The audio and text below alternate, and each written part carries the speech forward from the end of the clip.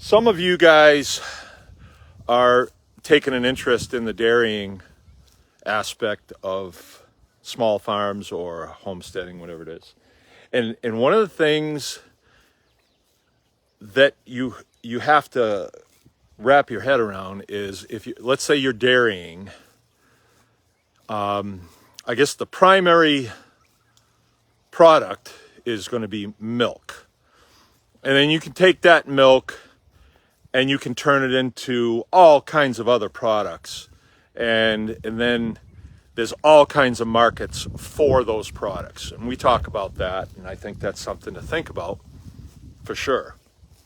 Because if you just milk and then the milk just goes on the ground, then, well, you'd still get a kick out of it then, because you're going to get a lot of fertilization things out of it. But one of the things that you get, because you have to breed that cow periodically, I don't want to say every year, some people don't, but we do. We breed them every year, so they let them go through a full lactation, milk them, and then rest them while they're getting ready to calf again, right? So obviously one of the things you're going to get is a calf. And behind me is Senor Murdoch. My kids are big fans of the A-Team, so his name is Murdoch. And so he was a bull calf, and what we do with our bull calves is we castrate them because we don't need another bull around. And then eventually he goes in with the beef cows or the steers. So he's a steer now, no longer a bull. And it's real easy to do with a calf when they're about a couple weeks old. You just put a elastic band around their scrotum, let's be professional here, and it cuts off the blood supply to it, and then it just kind of falls off, right? So he's steered, and so his aggression is low, right? He's just a nice person to have around, and he's been in a halter his whole life. So he's very comfortable with that halter on. And once in a while he slips out of it, and, you know, no harm, no foul. He kind of runs around a little bit, kicks his heels up. But this is what he does the rest of the day. He just eats grass. And so here we are. I'm just south of the garden here.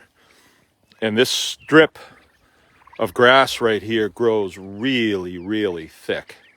And to keep it looking good, because it's right off the driveway and my customers drive through here, I want to keep it nice, you know, looking good. Don't want it to look like a hayfield. This is the cleanup crew. But what I did is I made this, and it's a step-in post, and it's just made out of 5/8 sucker rod, so I can step it in right here. It's sharpened on the bottom, and then there's the nifty carrying handle on top, and then it's got a swivel on it. So the swivel's just a piece of pipe that swivels on there, and then his halter is just knotted so it holds through there, right? Very simple. He doesn't get wrapped up in it. And the nice thing, hey, he's butting me right now. The nice thing about that is when this is a picket, they would call this picketing, I can picket him pretty close to where I'm working for the day. You know, like if I was working up there, I would picket him up there. So he's near me, and I can keep an eye on him. If he gets wrapped up on that or something else, I would see it. But because of the way that halter is configured, he's not going to choke himself. This is just a cheap halter that you get from the store. You can make them too, but they're so cheap, it's worthwhile just buying them. It may be $7 or $8, something like that, and they hold him. And I can move him. Here's a place where he just got moved off of, and you can see he makes crop circles, and sometimes I kid around with people and I say, I don't know what this is from. Look at it, it's mowed down. Sometimes it's really pronounced. But right now, it's fall, so we don't have the grass growth like we do in the summertime. But he will make a circle here, and then when I see he's got nothing to eat, I move him.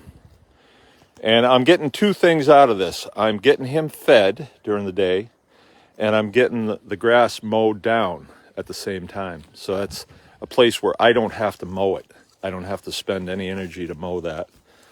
So it's a double kick. And plus he's near us. If I put him in a pen someplace and he was away from us, then he loses association with us. And he'll be on this farm for 2 years. And then I get to bring him water during the day. And when he sees the bucket coming, he associates that with a drink. And, you know, if I ever did lose track of him and he didn't want to come over and get his halter back on, all I have to do is pick up a bucket and then he comes running.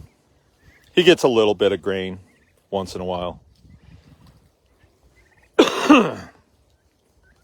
But I think this is neat. It's a way to handle the calves that you have, and it gets them used to us and used to the other animals and used to the swing of things here, and he becomes easily handleable.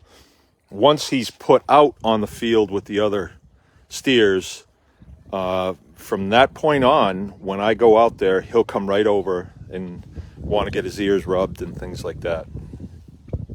So you can see the evolution of a dairying outfit. At some point, I think I will be milking 10 cows at a time. That's what I kind of want to do, because that amount of milk going out will give me the cash flow that I need to do anything else that I want to do here. And the cash flow is very important, you know, to have it. You can rely on it. And it's solid. It's on a foundation of individual customers. So if I lose one customer, I'm not dead in the water. Like I would never want to sell all my milk to one person, because if I did that, and then all of a sudden they said they didn't want it. Oh, now I've got 10 cows worth of milk happening, and you know, what am I going to do? I got to build a customer base. So you want to build a customer base slowly through referrals, because those are good customers. Like I wouldn't want to put a billboard out on the highway and have people just wander in. I have my customers get a gallon, 2-3 gallons per week, and I can match up the gallons that we produce with the person. And I know them, they know us, they come here to get their milk, a lot of them. Some of them we do a drop, but all of them come here at one point and see how we do things. So it's kind of important to know how to manage the cast-offs of the business. So one of the cast-offs is calves. Now let's say that was a heifer calf. If I raised her and halter broke her like this and socialized her, then at some point we could impregnate her and either put her into our herd, or she could go and be part of someone else's herd. And she's got a lot more value if she's not wild. Like the steers that are down there, when they come here as calves, say the beef steers, you know, we stick them out on grass and they see us, they know us, but they don't like us. They don't want to come over and get scratched or anything. And that's kind of good. You want them to move away from you. If you had 20 2,000-pound animals that came running over to get their ears scratched, you might get stepped on or worse, you know. It's better if they kind of move away from you, especially when you're trying to fix a fence or something like that. You want them to move away. But at some point, that entire herd down there will be bull calves from the milk operation. And that's a whole nother conversation that we can have another time about breeds that you want for beef production. And there's a lot of misnomers out there about that. There's a lot of that. And one of these days, you know, that's a good subject for a video that we can talk about. But there's definitely good news in that. Okay, anyone can farm.